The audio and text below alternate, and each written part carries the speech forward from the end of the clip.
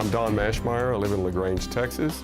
This is my wife, Mary Sell, and we've been partnering with Kenneth Copeland Ministries since the early 1980s.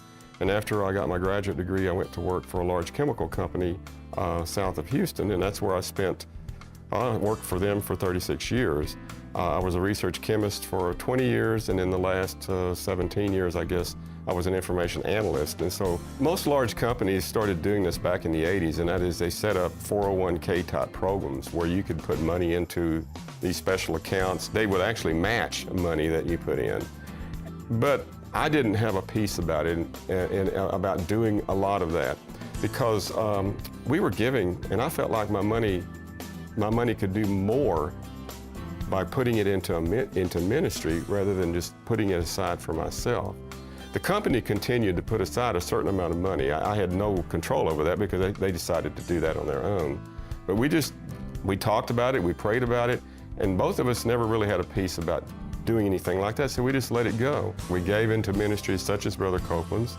We supported other ministries. We gave over and above to our church.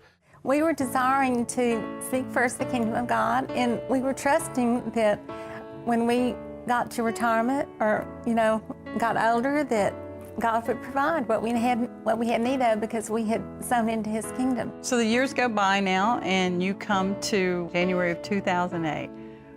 Where did you find yourself, and tell me what happened? January 31st, 2008 was my last official day at work, and then I left the company. He's been speaking to me, it's time to go ahead and lay this aside. I have other things for you to do.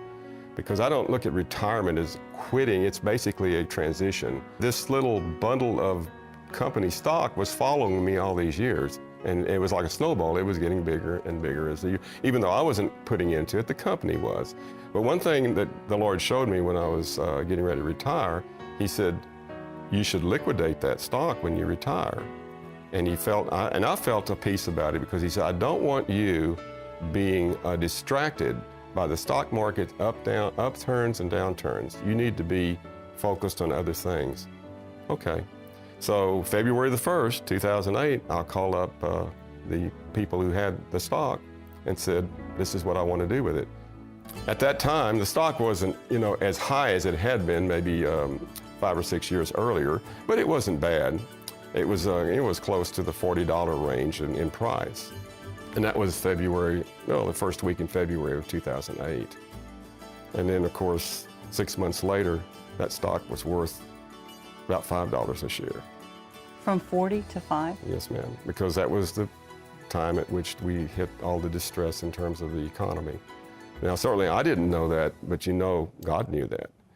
But the new phase of retirement and doing what we're doing now it's brought our lives back together in certain ways in which we're basically flowing together in things that we do.